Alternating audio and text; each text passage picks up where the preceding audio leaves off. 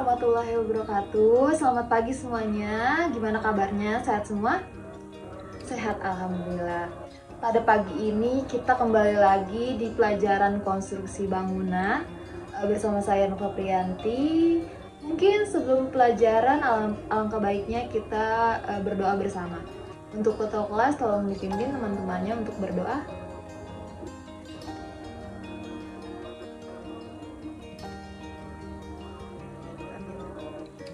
Oke, sebelum mulai pelajaran, saya mau mengabsen siswa kelas ini. Apakah ada yang izin sakit atau masuk semua? Masuk semua, alhamdulillah kalau masuk semua. Oke,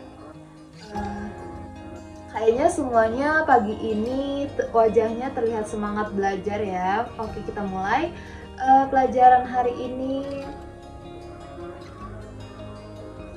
Saya di sini ada empat gambar yang berkaitan dengan materi hari ini. Kira-kira ada yang tahu nggak sih materi hari ini tuh apa? Kayu, iya benar. Hari ini kita akan mempelajari tentang kayu. Lebih tepatnya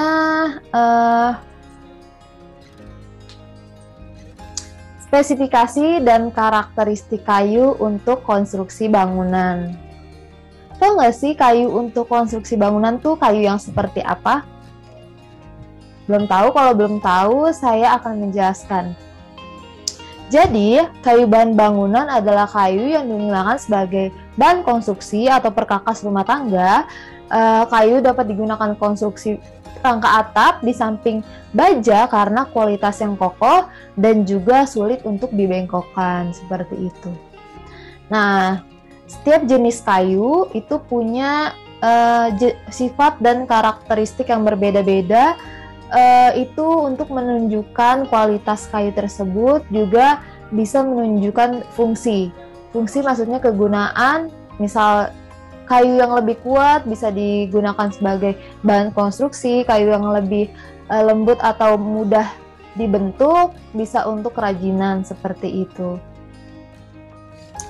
Nah, yang pertama kita akan membahas sifat-sifat kayu. Sifat-sifat kayu itu ada tiga. Pertama sifat fisik, sifat mekanik, dan kimia.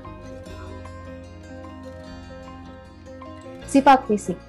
Sifat fisik kayu itu adalah bagian yang dimiliki kayu tertentu di mana kayu tersebut menunjukkan suatu kondisi khusus dari struktur anatomi kayu itu sendiri. Sifat fisik kayu dapat digolongkan pada hal-hal berikut. Ini yang pertama ada berat jenis. Jadi berat jenis kayu itu tergantung pada jumlah zat kayu, rongga kayu, rongga sel, kadar air, dan zat ekstraktif di dalamnya. Jadi berat jenis kayu itu ditentukan dari kelas kuat kayu. Ada 5. Kelas kuat kayu 1 berat jenisnya harus lebih besar dari 0,90. Kalau kelas kuat 2 itu berat jenisnya antara 0,90 sampai 0,60. Kelas kuat 3 berat jenisnya 0,60 sampai 0,40.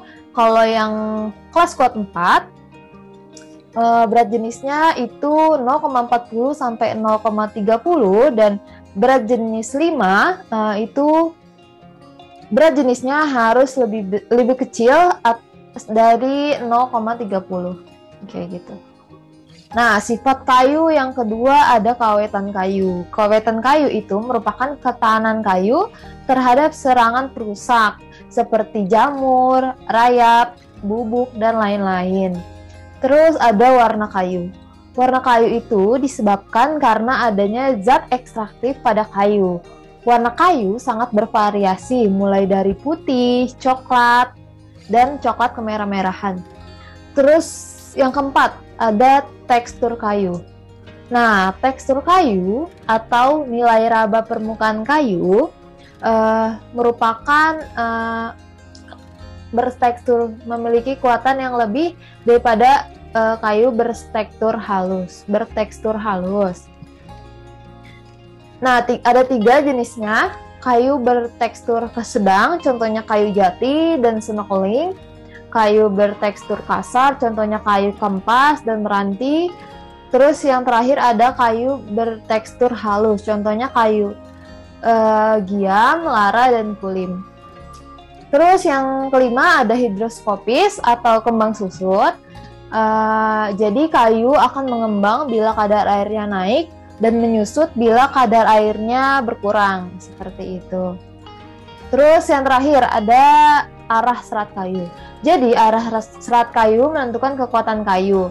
Potongan kayu yang melintang dengan serat kayu akan mudah patah dan tidak cocok untuk konstruksi. Arah serat digolongkan menjadi serat lurus atau terpadu, serat kombinasi, serat berombak, serat terpilin, dan serat miring. Nah, selanjutnya ada sifat mekanik. Sifat mekanik kayu adalah kemampuan kayu dalam menahan beban yang digolongkan sebagai tolak ukur dari kekuatan suatu jenis kayu tersebut. Nah, sifat mekanik itu ada 5. Yang pertama sifat tarik, sifat tekan, sifat lentur, geser, dan belah. Terus yang ketiga ada sifat kimia. Sifat kimia kayu yaitu sifat yang berhubungan dengan kandungan zat kimia pada kayu. Zat kimia yang terdapat pada kayu seringkali dibutuhkan dalam kepentingan tertentu, seperti dapat di industri kertas yang memanfaatkan zat kimia yang ada pada kayu yang untuk menghasilkan kertas, kayak gitu. Nah, ada syarat-syarat kayu untuk mutu A dan mutu B. Yang pertama, mutu A itu kayu harus kering udara, kadar air kurang dari atau sama dengan 15%. Terus besar mata kayu tidak melebihi 1/6 lebar muka kayu atau tidak boleh lebih besar dari 3,5 cm.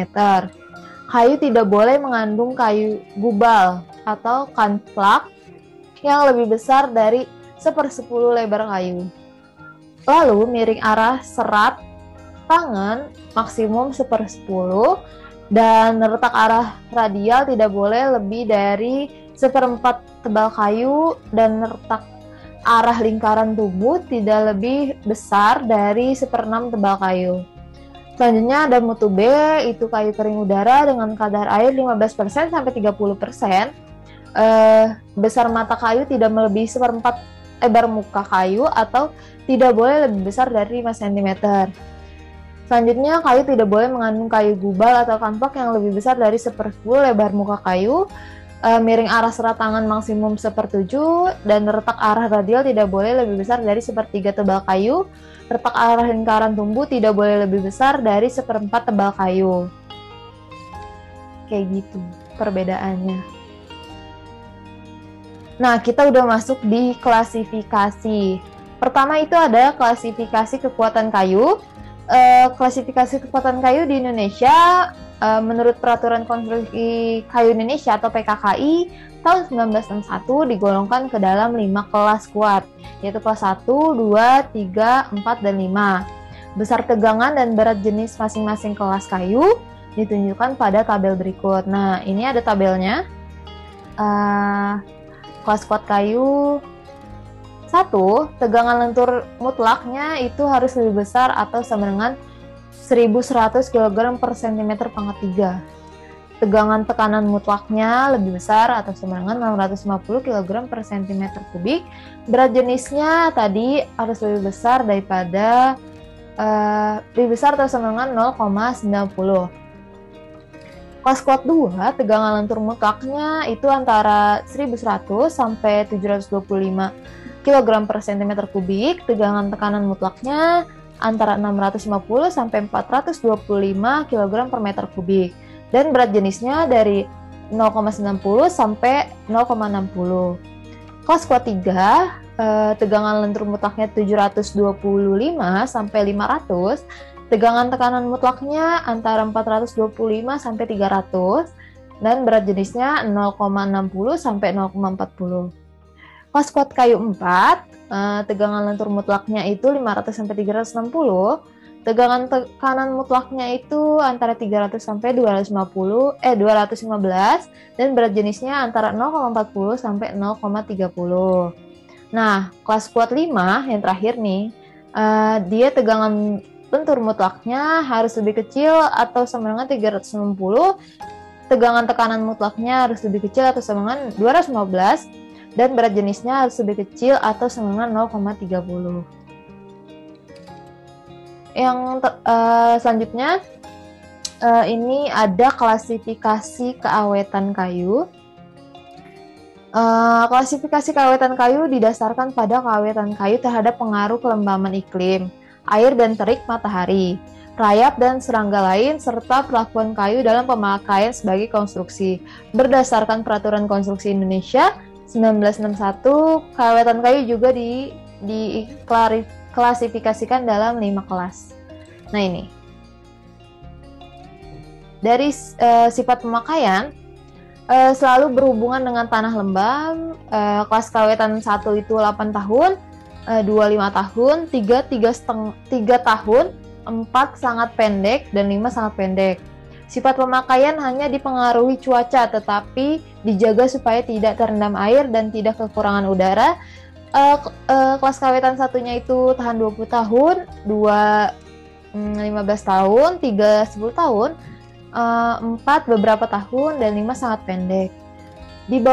Sifat pemakaian di bawah atap tidak berhubungan dengan tanah lembab dan tidak kekurangan udara. Kelas keawetan satunya tidak terbatas, 2-nya tidak terbatas, kelas 3-nya sangat lama, kelas 4-nya beberapa tahun, dan kelas 5-nya pendek. Selanjutnya sifat pemakaian seperti di atas, tetapi dipelihara dengan baik dan dicat dengan teratur. Kelas keawetan satunya tidak terbatas, 2 juga tidak terbatas, 3 tidak terbatas, keempat 20 tahun, dan kelima juga 20 tahun. Sifat pemakaian serangan rayap tanah. Kelas keawetan satunya tidak, 2-nya jarang, 3-nya cepat, 4-nya sangat cepat, dan kelima sangat cepat. Yang terakhir, sifat pemakaian serangan bubuk kayu. Kelas keawetan satunya tidak, 2 tidak, 3 hampir tidak, 4 tidak berarti, kelima sangat cepat.